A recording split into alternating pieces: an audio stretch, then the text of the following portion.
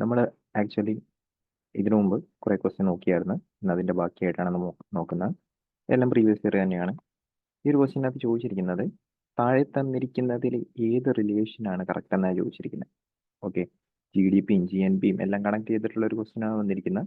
അതുകൊണ്ട് തന്നെ നമുക്ക് എല്ലാം എന്താണെന്ന് അറിഞ്ഞിരിക്കുന്നത് വളരെ നല്ലതായിരിക്കും.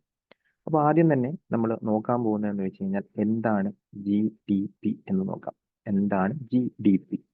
Okay, total money value of goods and services. ആ ഗുഡ്സ് ആൻഡ് സർവീസസ് തന്നെ finished goods and services produced within the boundary. ഒരു രാജ്യത്ത് ആ ഒരു ബൗണ്ടറിൻ്റെ അകത്ത് മണി വാല്യൂ, എന്തിൻ്റെ? ഫിനിഷ്ഡ് ഗുഡ്സിൻ്റെയും സർവീസസിൻ്റെയും മണി വാല്യൂ, അതൊരു പർട്ടിക്കുലർ ടൈമിലോട്ടുള്ള മണി വാല്യൂ, അതാണ് എന്തെന്ന് പറയുന്ന GDP എന്ന് നമ്മൾ പറയുന്നത്.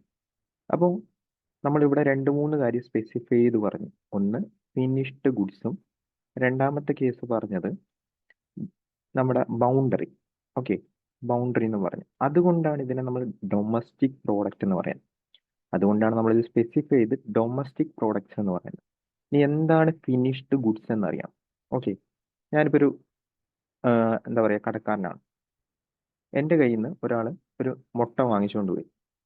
ഓക്കെ, അത് പുള്ളീൻ്റെ ആവശ്യത്തിന് എടുത്തു. ഓക്കെ, ഒരു മുട്ട വാങ്ങിച്ചുകൊണ്ട് പോയി പുള്ളീൻ്റെ ആവശ്യത്തിന് എടുത്തു. അപ്പോൾ ആ എൻ്റെ കയ്യിൽ നിന്ന് എത്ര രൂപയ്ക്കാണോ അത് പുള്ളി വാങ്ങിച്ചുകൊണ്ട് പോയത്, സപ്പോസ് ഒരു 10 രൂപയ്ക്കാണെങ്കിൽ ആ 10 രൂപയായിരിക്കും നമ്മുടെ ആ GDP കണക്കാക്കുമ്പോൾ കൂട്ടുന്നത്. സപ്പോസ് എൻ്റെ കയ്യിൽ നിന്ന് വാങ്ങിച്ചുകൊണ്ട് പോയ ഐറ്റം പുള്ളി വേറൊരു ആവശ്യത്തിനായിട്ട്, അല്ലെങ്കിൽ പുള്ളി ഒരു കടയിട്ടിട്ട് അതൊരു ഓംപ്ലേറ്റ് ആയിട്ട് മറിച്ച് വിറ്റു. ഓക്കെ, ഒരു 20 രൂപക്ക് വിറ്റെന്ന് വിചാരിച്ചോ. അപ്പോൾ എൻ്റെ GDP 10 എടുക്കാൻ അവിടെ പറ്റത്തില്ല. ഞാൻ വാങ്ങിച്ച 10 എടുക്കാൻ അല്ലെങ്കിൽ ആദ്യം ഇനിഷ്യലി ഉണ്ടായിരുന്ന 10 എടുക്കാൻ അവിടെ പറ്റത്തില്ല. സോ ഫിനിഷ്ഡ് ഗുഡ്സ് എന്ന് പറയുമ്പോൾ അതിൻ്റെ കൺസെപ്ഷൻ തീർന്നിരിക്കണം. രണ്ടാമത്തത് ഡൊമസ്റ്റിക് അല്ലെങ്കിൽ ബൗണ്ടറി. ബൗണ്ടറി എന്ന് പറയുമ്പോൾ വേറൊന്നുമില്ല, ഇന്ത്യയുടെ ടെറിട്ടറിൻ്റെ അകത്ത്. അപ്പോൾ നമുക്ക് സ്വാഭാവികമായിട്ടും ഉയർന്നു വരാവുന്ന ഒരു ക്വസ്റ്റ്യൻ ആണ്. അപ്പോൾ ഇന്ത്യയുടെ അകത്ത് പണി ചെയ്യുന്ന ഫോറിൻ ആൾക്കാരുണ്ടാവും. അവരും ഇവിടെ പണി ചെയ്തിട്ട് പൈസ ഉണ്ടാക്കുന്നുണ്ട്. അത് നമ്മൾ കൂട്ടുമോ ഇല്ലയോ? കൂട്ടും. കാരണം വിത്തിൻ ദ ബൗണ്ടറിയാണ് വരുന്നത്. ഇനി വേറൊരു ക്വസ്റ്റ്യൻ ഉണ്ട്. ഇന്ത്യക്ക് വെളിയിൽ അല്ലെങ്കിൽ ഇപ്പോൾ ഗൾഫ് രാജ്യങ്ങളിലൊക്കെ പണി ചെയ്യുന്ന ഇന്ത്യക്കാരുണ്ട്. ഓക്കെ, അവർ സമ്പാദിക്കുന്നുണ്ട്. അത് നമ്മൾ GDPയിൽ കൂട്ടുമോ ഇല്ലയോ? കൂട്ടത്തില്ല.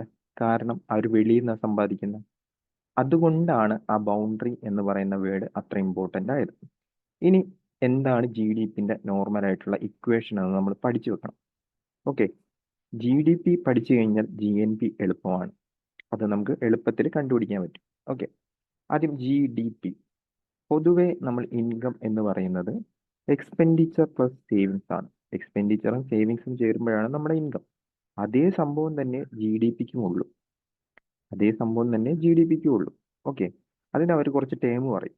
ഓക്കെ, GDP എന്ന് പറഞ്ഞു കഴിഞ്ഞാൽ C+I+G+X-M ആണ്. ഇത് എന്താണെന്ന് പറഞ്ഞുതരാം. C എന്ന് പറയുന്ന കൺസെപ്ഷൻ ആണ്, അല്ലെങ്കിൽ എക്സ്പെൻഡിച്ചർ ആണ്. ഓക്കെ, I എന്ന് വെച്ചത് ഇൻവെസ്റ്റ്മെന്റ് ആണ്, അല്ലെങ്കിൽ സേവിങ്സ് ആണെന്ന് പറയും. G എന്ന് പറയുന്നത് ഗവൺമെന്റിന്റെ സ്പെൻഡിങ് ആണ്. അവിടെയും എക്സ്പെൻഡിച്ചർ തന്നെയാണ് വരുന്നത്. ഗവൺമെന്റിന്റെ സ്പെൻഡിങ് എന്ന് പറയുമ്പോൾ എക്സ്പെൻഡിച്ചറാണ് വരുന്നത്. ഇനി X എന്ന് പറയുന്നത് എന്താന്ന് ചോദിച്ചു കഴിഞ്ഞാൽ എക്സ്പോർട്ടാണ്. നമ്മുടെ കൺട്രീൻ്റെ അകത്ത് പ്രൊഡ്യൂസ് ചെയ്തിട്ട് നമ്മൾ കയറ്റി അയക്കുന്നു. അപ്പോൾ ഇത് അതിൻ്റെ കൂടെ ആഡ് ചെയ്യണം. ഇനി M എന്ന് പറയുന്നത് ഇമ്പോർട്ടാണ്. അതായത് വേറൊരു കൺട്രിയിൽ പ്രൊഡ്യൂസ് ചെയ്തിട്ട് നമ്മുടെ കൺട്രിയിലോട്ട് എത്തിക്കുന്നു. അപ്പോൾ നമ്മൾ എന്ത് ചെയ്യണം? മൈനസ് ചെയ്യണം. അപ്പോൾ C+I+G+X-M ആണ് GDP എന്ന് പറയുന്നത്. ഓക്കെ, ഇനി GDP എന്ന് നമ്മൾ GNPയിലോട്ട് എത്തണം. അവിടെ വരുമ്പോൾ തന്നെ നിങ്ങൾക്കൊരു N കാണാം. GNPയിൽ എത്തുമ്പോൾ അത് ഗ്രോസ് നാഷണൽ പ്രോഡക്റ്റ് ആണ്.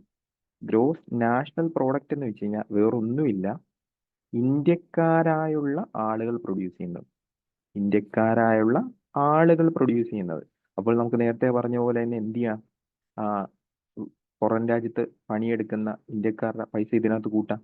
ഓക്കെ, അതുപോലെ തന്നെ നമുക്ക് എന്ത് ചെയ്യണം, ഇതിൻ്റെ അകത്ത് പണി ചെയ്യുന്ന ഫോറിനേഴ്സ് ആയിട്ടുള്ള ആൾക്കാരുടെ പൈസ കുറയ്ക്കണം, അല്ലേ? അപ്പോൾ ഈ ഫോറിനേഴ്സിൻ്റെ പൈസ കുറയ്ക്കുന്നു, ഇന്ത്യക്കാരുടെ പൈസ കൂട്ടുന്നു. ഇതെല്ലാത്തിനെയും കൂടി നമ്മൾ ഒരൊറ്റ ടേമായിട്ട് ഡിഫൈൻ ചെയ്യും. ആ ഒരു ടേമിൻ്റെ പേരാണ് net factor income from abroad. Net factor income from abroad.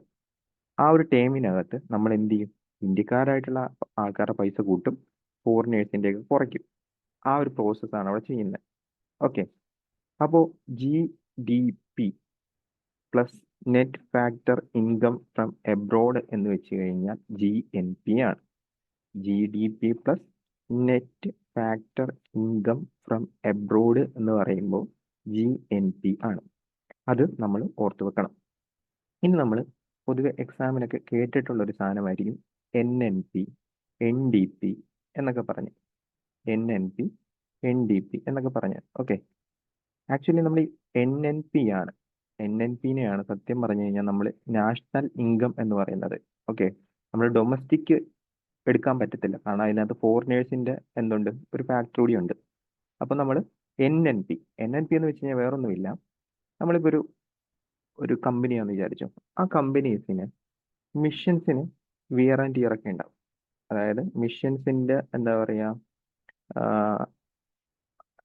മിഷൻസിൻ്റെ wear and ടിയറിന് വേണ്ടി നമുക്ക് കുറേ പൈസ നമ്മുടെ കയ്യിൽ നിന്ന് പോകും. ഓക്കെ, അപ്പോൾ ആ ഒരു പൈസ നമ്മൾ എന്ത് ചെയ്യണം? ഇപ്പോൾ GDP ആണെങ്കിൽ GDP ന്ന് ഈ GDP ന്ന് ഡിപ്രീസിയേഷൻ കുറച്ച് കഴിഞ്ഞാൽ നമുക്ക് എന്ത് കിട്ടും? ആ വിയർ ആൻഡ് ടിയർ കോസ്റ്റ് കുറച്ച് കഴിഞ്ഞാൽ നമുക്ക് NDP കിട്ടും. അതുപോലെ തന്നെ GNP ന്ന് ഡിപ്രീസിയേഷൻ കോസ്റ്റ് കുറച്ച് കഴിഞ്ഞാൽ നമുക്ക് എന്ത് കിട്ടും? NNP കിട്ടും. അപ്പോൾ ഇത്ര ഓർത്താൽ മതി. ഒരു ഗ്രോസ് പ്രോഡക്റ്റ് ചെയ്യുന്ന, അത് നാഷണൽ പ്രോഡക്റ്റ് ആയിക്കോട്ടെ ഡൊമസ്റ്റിക് പ്രോഡക്റ്റ് ആയിക്കോട്ടെ, അതിൽ നിന്ന് ഡിപ്രീസിയേഷൻ കുറച്ച് കഴിയുമ്പോൾ കിട്ടാൻ പോകുന്ന നെറ്റ് പ്രോഡക്റ്റ് ആയിരിക്കും. അത് ഓർത്ത് വെക്കുക. എപ്പോഴും ഈ കൺവേർഷനെ ബേസ് ചെയ്തിട്ടുള്ള ക്വസ്റ്റ്യൻ ആയിരിക്കും നമുക്ക് കൂടുതലും കാണുന്നത്. ഇനിയിപ്പോൾ നമുക്ക് വരുന്ന ഒരു സാധനമാണ് NNP at FC, NNP at MP എന്നൊക്കെ പറഞ്ഞ് കാണിക്കാറുണ്ട്. അതെന്താണെന്ന് നമ്മൾ അറിഞ്ഞിരിക്കണം. ആദ്യം തന്നെ FC MP എന്ന് വെച്ച് കഴിഞ്ഞാൽ വേറൊന്നുമില്ല, ഫാക്ടർ കോസ്റ്റ് എന്ന് പറയും. അതുപോലെ തന്നെ മാർക്കറ്റ് പ്രൈസ് എന്ന് പറയും. അപ്പോൾ നമുക്ക് ഫാക്ടർ കോസ്റ്റ് എന്താണെന്ന് ജസ്റ്റ് ഒന്ന് ഓർത്ത് വെച്ച് കഴിഞ്ഞാൽ, അല്ലെങ്കിൽ നമുക്കറിയാം ഒരു ഫാക്ടറീൻ്റെ പ്രൊഡക്ഷൻ അല്ലെങ്കിൽ ഒരു ഫാക്ടേഴ്സ് ഓഫ് പ്രൊഡക്ഷൻ. ഓക്കെ, നമ്മൾ ഫാക്ടറി അല്ല, ഫാക്ടേഴ്സ് ഓഫ് പ്രൊഡക്ഷൻ എടുത്തു കഴിഞ്ഞാൽ, അതായത് പ്രൊഡക്ഷനെ ഡിപ്പെൻഡ് ചെയ്യുന്ന ഫാക്ടേഴ്സ്, അതിൽ മെയിനായിട്ട് നമുക്ക് എക്കണോമിക്സിൽ 4 വരുന്നത്. ഒന്ന് ലാൻഡ് വരും, ദെൻ ലേബർ വരും, ദെൻ ക്യാപിറ്റൽ വരും, അതായത് നമുക്ക് ഇനിഷ്യലി ഇൻവെസ്റ്റ് ചെയ്യുന്ന എമൗണ്ട്. ഓക്കെ, ദെൻ എൻട്രപ്രണർഷിപ്പ് വരും, ഇതൊക്കെ നോക്കി നടത്തുന്ന ഒരാൾ വരും. Okay, entrepreneurship. അങ്ങനെ 4 ഫാക്ടറാണ് ഫാക്ടേഴ്സ് ഓഫ് പ്രൊഡക്ഷൻ എന്ന് പറഞ്ഞ് നമുക്ക് എന്തിനകത്തുള്ളത്, എക്കണോമിക്സിലുള്ളത്. അപ്പോൾ ഇതിനെ ബേസ് ചെയ്തും ക്വസ്റ്റ്യൻ വരാം. അപ്പോൾ നമ്മൾ ഒരു സാധനം ഇവിടെ ഇൻപുട്ട് ചെയ്യുക, അല്ലേ? നമ്മൾ എന്തോ ഒരു സാധനം ഇൻപുട്ട് ചെയ്ത്, ഇൻപുട്ടിന് എപ്പോഴും ഔട്ട്പുട്ട് കിട്ടണം. അതായത് നമ്മൾ ഇത്ര സാധനം ഇവിടെ കൊടുത്തിട്ടുണ്ടെങ്കിൽ, ഇൻവെസ്റ്റ് ചെയ്തിട്ടുണ്ടെങ്കിൽ അതിന് ബദലായിട്ട് നമുക്ക് എന്തെങ്കിലും കിട്ടണം. അപ്പോൾ അതിനെ ബേസ് ചെയ്ത് നമുക്ക് ക്വസ്റ്റ്യൻ കിട്ടാം. അതായത് ലാൻഡിന് നമ്മൾ ഇൻപുട്ട് ചെയ്യുമ്പോൾ എന്തായിരിക്കും നമുക്ക് തിരിച്ചു കിട്ടുന്നത്, ലേബർ നമ്മൾ ഇൻപുട്ട് ചെയ്യുമ്പോൾ എന്തായിരിക്കും നമുക്ക് തിരിച്ചു കിട്ടുന്നത്, ഇതിനെ ബേസ് ചെയ്ത് ക്വസ്റ്റ്യൻ വരാം. ഓക്കെ, അപ്പോൾ നമ്മൾ ലാൻഡ് ഇൻപുട്ടായിട്ട് വെച്ചാൽ നമുക്ക് കിട്ടാൻ പോകുന്നത് റെൻ്റ് ആയിരിക്കും, തിരിച്ച് കിട്ടുന്നത് റെൻ്റ് ആയിരിക്കും. ലാൻഡിന് റെൻ്റ് കിട്ടും.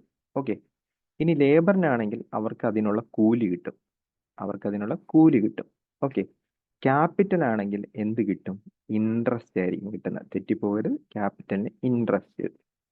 ഓക്കെ, ഇനി ഇതൊക്കെ നോക്കി നടത്തുന്ന ആളെ സംബന്ധിച്ചിടത്തോളം എന്തായിരിക്കും കിട്ടാൻ പോകുന്നത്? പ്രോഫിറ്റ് ആയിരിക്കും കിട്ടാൻ പോകുന്നത്. ഇതൊക്കെ നോക്കി നടത്തുന്ന ആളെ സംബന്ധിച്ചിടത്തോളം പ്രോഫിറ്റ് ആയിരിക്കും കിട്ടാൻ പോകുന്നത്. അപ്പോൾ നമ്മുടെ ഫാക്ടർ കോസ്റ്റ് എന്ന് പറയുമ്പോൾ, ഈ എല്ലാ സാധനങ്ങളും ആഡ് ചെയ്ത് വരുന്നതായിരിക്കും ഫാക്ടർ കോസ്റ്റ് എന്ന് പറയുന്നത്. Okay, net national product at factor cost എന്ന് പറയുമ്പോൾ ഈ എല്ലാ സാധനം ഇൻക്ലൂഡ് ചെയ്യും. ഓക്കെ, ഇനി അത് മാർക്കറ്റിലോട്ട് എത്തുവാണ്, അപ്പോൾ അത് മാർക്കറ്റ് പ്രൈസ് ആയിട്ട് മാറും. മാർക്കറ്റിലോട്ട് എത്തുന്നതിന് മുമ്പ് ഇതിൽ കുറേ ടാക്സ് ആഡ് ചെയ്യും അല്ലേ? ടാക്സ് ആഡ് ചെയ്യപ്പെടും. ടാക്സ് ആഡ് ചെയ്യപ്പെടും കാരണം ഉറപ്പായിട്ടും നമുക്കറിയാം ഫാക്ടറിയിൽ പ്രൊഡ്യൂസ് ചെയ്യുന്ന പൈസയല്ല നമുക്കത് മാർക്കറ്റിൽ എത്തുമ്പോൾ കിട്ടണമെന്ന് അറിയാം. അതുപോലെ തന്നെ ഏതൊരു ഫാക്ടറി തുടങ്ങാനാണെങ്കിലും ഗവൺമെൻറ് കുറച്ച് പൈസ അങ്ങോട്ട് കൊടുക്കാറുണ്ട്. അതിനെ നമ്മൾ പൊതുവെ സബ്സിഡി എന്നാണ് പറയുന്നത്. അപ്പോൾ അത് അങ്ങോട്ട് കൊടുക്കുന്ന പൈസയാണ്. സോ നമ്മൾ എന്ത് ചെയ്യണം? ഇതിൽ നിന്ന് സബ്സിഡി കുറയ്ക്കണം. അതായത് നമുക്ക് ഫാക്ടർ കോസ്റ്റിൽ നിന്ന് മാർക്കറ്റ് പ്രൈസ് കിട്ടാനായിട്ട് ടാക്സ് കൂട്ടുകയും സബ്സിഡി കുറയ്ക്കുകയും ചെയ്യണം. അപ്പം നമുക്ക് ഇതിനെ ബേസ് ചെയ്ത് കുറേ കൺവേർഷൻസ് ഒക്കെ വരാം. അതായത് ഇപ്പോൾ NNP അറ്റ് മാർക്കറ്റ് പ്രൈസ്, നമുക്കറിയാം NNP അറ്റ് ഫാക്ടർ കോസ്റ്റ്. അവിടെ നമ്മൾ എന്ത് ചെയ്യുന്നു? ടാക്സ് കൂട്ടുന്നു, സബ്സിഡി കുറയ്ക്കുന്നു. ഓക്കെ, സബ്സിഡി കുറയ്ക്കുന്നു. ഇതിന് എനിക്ക് വേണമെങ്കിൽ ഇനി GNPന്റെ ടൈമിലാക്കാമല്ലോ. അപ്പോൾ GNP at factor cost minus depreciation plus tax minus subsidy. ഇതിന് എനിക്കിനി GDPന്റെ ടൈമിലാക്കാമല്ലോ. അപ്പോൾ GDP at factor cost plus net income from abroad minus depreciation plus tax minus subsidy. അതായത് ഇങ്ങനെ കൺവേർഷൻസ് നമുക്ക് ക്വസ്റ്റ്യനിൽ ചോദിക്കാം. അപ്പോൾ നമ്മൾ ബേസിക് ആയിട്ടുള്ള കാര്യങ്ങൾ അറിഞ്ഞു വെച്ച് കഴിഞ്ഞാൽ ഇത് കമ്പാരിറ്റീവ്ലി നമുക്ക് ഈസി ആയിട്ട് ഈ ഒരു സാധനം GDP GNP എല്ലാം നമുക്ക് ഈസി ആയിട്ട് കിട്ടും. അപ്പോൾ ഈ ക്വസ്റ്റ്യൻ്റെ ആൻസർ എന്ന് പറയുന്നത് GNP എന്ന് വെച്ച് കഴിഞ്ഞാൽ GDP plus net factor income from abroad ആണ് വരുന്നത്. ഇത് ഒരു പ്രീവിയസ് ഇയർ ക്വസ്റ്റ്യൻ ആണ്. ഓക്കെ, അടുത്തതാണ് പിഗൂവിയൻ ടാക്സ്. പിഗൂവിയൻ ടാക്സ് എന്ന് വെച്ച് കഴിഞ്ഞാൽ വേറൊന്നുമില്ല, നമ്മുടെ എൻവയോൺമെൻറ്റിനെ അല്ലെങ്കിൽ നമ്മുടെ സൊസൈറ്റിക്ക് ബാഡായിട്ട് എഫക്റ്റ് ചെയ്യുന്ന ഒരു ഐറ്റം, അതിന് മേൽ ചെലുത്തപ്പെടുന്ന ടാക്സ്. നമ്മുടെ എൻവയോൺമെൻറ്റ്, ആ എൻവയോൺമെൻറ്റിന് അല്ലെങ്കിൽ സൊസൈറ്റിക്ക് ഭയങ്കരമായിട്ട് ബാഡായിട്ട് എഫക്റ്റ് ചെയ്യുന്ന ഒരു ഐറ്റത്തിന് മേൽ ചുമത്തപ്പെടുന്ന ടാക്സാണ് പിഗൂവിയൻ ടാക്സ്. അപ്പോൾ ഇവിടുന്ന് തന്നെ നമുക്കറിയാം carbon tax. Okay, which of the following is a Pigovian tax എന്നാണ് പറഞ്ഞത്. അപ്പോൾ ഏതായിരിക്കും കാർബൺ ടാക്സ്? കാർബൺ നമ്മുടെ എൻവയോൺമെൻറ്റിനാണെങ്കിലും ശരി സൊസൈറ്റിക്കാണെങ്കിലും ശരി നെഗറ്റീവ് ഇമ്പാക്റ്റാണ് ഉണ്ടാക്കുന്ന. സോ അതിനുമേൽ ചെലുത്തപ്പെടുന്ന ടാക്സ് ആണ് ഇത്. അപ്പോൾ ഒരു പിഗോവിയൻ ടാക്സിന്റെ എക്സാമ്പിൾ ചോദിച്ചു കഴിഞ്ഞാൽ കാർബൺ ടാക്സ് എന്ന് പറയാം. ഓക്കെ, കാർബൺ ടാക്സ് എന്ന് നമുക്ക് പറയാം. അടുത്ത ക്വസ്റ്റ്യൻ താഴെ കൊടുത്തിരിക്കുന്നതിൽ ഏതാണ് ഇന്ത്യയിൽ പ്രിന്റിംഗ് പ്രസ് അല്ലാത്തത്? അറിയാം, നമുക്ക് കൊച്ചിയിൽ അങ്ങനെ ഒരു സാധനമേ ഇല്ലെന്നറിയാം. ഇനി ഇന്ത്യയിൽ കറൻസി നോട്ട് പ്രിന്റ് ചെയ്യുന്നത് എവിടെയൊക്കെയാണെന്ന് ചോദിച്ചു കഴിഞ്ഞാൽ നാസിക് ഉണ്ട്, മഹാരാഷ്ട്രയിലാണ്. അതുപോലെ തന്നെ ദേവാസ് ഉണ്ട് എന്ന് വെച്ച് കഴിഞ്ഞാൽ മധ്യപ്രദേശിലാണ്. അടുത്തത് Bharatiya reserve bank note Mudran private limited, Mysore. ഇത് മൈസൂറാണ്, Mysore Karnataka. Okay, then Salboni west Bengal. ഇവിടെയൊക്കെയാണ് നമ്മൾ എന്ത് ചെയ്യുന്നത്? നമ്മുടെ കറൻസി നോട്ട് പ്രിന്റ് ചെയ്യുന്നത്. അപ്പോൾ നമുക്കറിയാം, നമുക്കിവിടെ കറൻസി നോട്ട് മാത്രമല്ല ഉള്ളത്. ഓക്കെ, കറൻസി നോട്ട് മാത്രമല്ല ഉള്ളത്, എന്തുണ്ട്? നാണയങ്ങൾ ചെയ്യുന്നുണ്ട് അല്ലേ? അപ്പോൾ ഈ ഇന്ത്യയിലെ എന്താ പറയുക, മിന്റ്, നമ്മൾ ഈ നാണയങ്ങൾ, അത് നമുക്ക് ഇംഗ്ലീഷിലും ചോദിക്കാം, ഇംഗ്ലീഷിൽ വൺ വേർഡ് സബ്സ്റ്റിറ്റ്യൂഷനിലും ചോദിക്കാം. നാണയങ്ങൾ പ്രിന്റ് ചെയ്യുന്ന സ്ഥലത്തിന് നമ്മൾ എന്തെന്ന് പറയും? മിൻസ് എന്ന് പറയും. അപ്പോൾ ഇന്ത്യയിൽ ഏതൊക്കെ കറൻസി മിൻസ് ആണ് ഉള്ളതെന്ന് നമുക്ക് വേണമെങ്കിൽ ക്വസ്റ്റ്യൻ ആയിട്ട് ചോദിക്കാം. Okay, currency means in India, അത് മെയിനായിട്ട് എളുപ്പമാണ്. ഒന്ന് മുംബൈയിലുണ്ട്, രണ്ട് ഹൈദരാബാദിലുണ്ട്, പിന്നെ കൊൽക്കത്തയിലുണ്ട്, പിന്നെ നോയിഡയിലുണ്ട്. അങ്ങനെ പ്രധാനമായിട്ട് 4 മിൻസ് ആണ് ഇന്ത്യയിൽ ഉള്ളത്. ഓക്കെ, 4 കറൻസി മിൻസ് ആണ് ഇന്ത്യയിൽ ഉള്ളത്. എളുപ്പമാണ്, ഓർത്തിരിക്കാൻ എളുപ്പമാണ്. വലിയ വലിയ സിറ്റീസ് ഓർത്ത് വെച്ചാൽ മതി. കൊൽക്കത്ത, മുംബൈ, അതുപോലെ തന്നെ ഹൈദരാബാദ്, ഹൈടെക് സിറ്റി എന്നൊക്കെ അല്ലേ പറയുന്നത്. പിന്നെ നോയിഡ. നോയിഡ. അപ്പോൾ ഇത്രയാണ് കറൻസി മിൻസ് ഉള്ളത്. അപ്പോൾ 4 കറൻസി അല്ല, പ്രിന്റിംഗ് മിൻസ് ആണുള്ളത്, കോയിൻ മിൻസ്. ഓക്കെ, അതും ഓർത്ത് വെച്ചേക്കുക. അടുത്ത question, banking regulation act. Banking regulation act എന്ന് വെച്ച് കഴിഞ്ഞാൽ അതിന് നമുക്ക് ഇയർ മാത്രം പഠിച്ചാൽ മതി. ബാങ്കുകളെ നിയന്ത്രിക്കുന്നതിനായിട്ട് കൊണ്ടുവന്ന ആക്ട്. ഓക്കെ, ഇതിന്റെ നേരത്തെ പേര് ബാങ്കിങ് കമ്പനി ആക്ട് എന്നായിരുന്നു. ഓക്കെ, നമുക്ക് ഇയർ മാത്രം പഠിച്ചാൽ മതി, പഠിക്കാൻ എളുപ്പമാണ്. എന്തുവാ, നമ്മുടെ സ്വാതന്ത്ര്യം കിട്ടിയിട്ട് 2 വർഷം കഴിഞ്ഞിട്ട് എളുപ്പമാണ്. സ്വാതന്ത്ര്യം കിട്ടിയിട്ട് 2 വർഷം കഴിഞ്ഞപ്പോൾ തന്നെ നമ്മൾ ബാങ്കുകളൊക്കെ നിയന്ത്രിച്ചു തുടങ്ങിയെന്ന് ആലോചിച്ചാൽ മതി. സ്വാതന്ത്ര്യം കിട്ടിയിട്ട് 2 വർഷം കഴിഞ്ഞപ്പോൾ തന്നെ നമ്മൾ എന്ത് ചെയ്തു, ബാങ്കുകളൊക്കെ നിയന്ത്രിച്ചു എന്ന് വിചാരിച്ചാൽ മതി. അപ്പോൾ അതിന്റെ ആൻസർ എന്തുവാ, 1949. 1949. ഓക്കെ, 1949 ഇമ്പോർട്ടൻ്റ് ആണ്.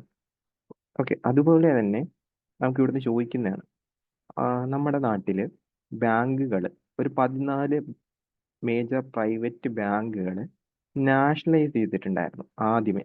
ഓക്കെ, നാഷണലൈസ് ഫസ്റ്റ് ടൈം അത് എന്നാണ് എന്ന് വേണമെങ്കിൽ ചോദിക്കാം. ഇതിപ്പോൾ 1949 അല്ലേ.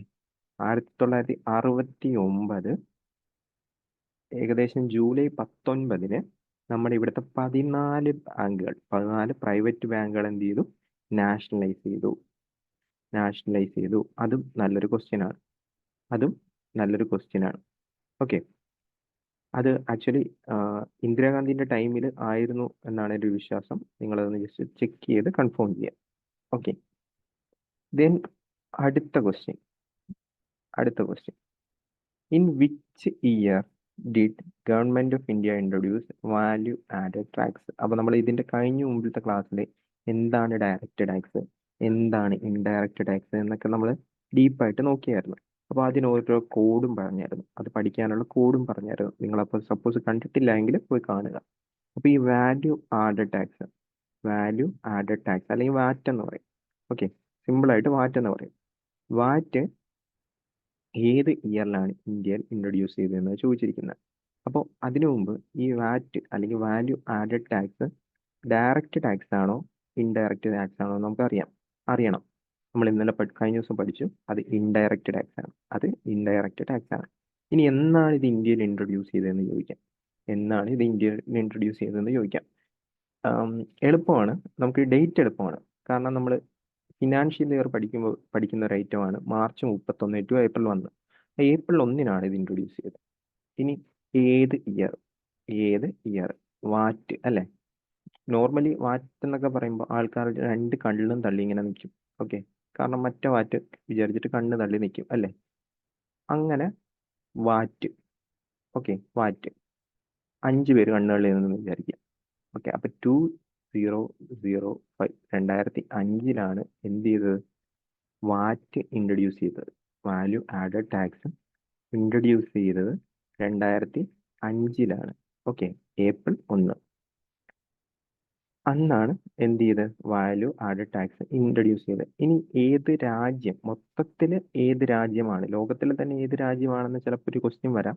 അതിൽ നോക്കുവാണെങ്കിൽ നമ്മുടെ ഫ്രാൻസ് ആണ് ഈ ഒരു വാറ്റ് ആദ്യമായിട്ട് ഇൻട്രൊഡ്യൂസ് ചെയ്തത്. വാല്യൂ ആഡഡ് ടാക്സ് ഇൻട്രൊഡ്യൂസ് ചെയ്ത ആദ്യത്തെ രാജ്യം ചോദിച്ചു കഴിഞ്ഞാൽ അത് ഫ്രാൻസ് ആണ്. സോ ഇതാണ് നമുക്കിന്ന് നോക്കാനുള്ളത്.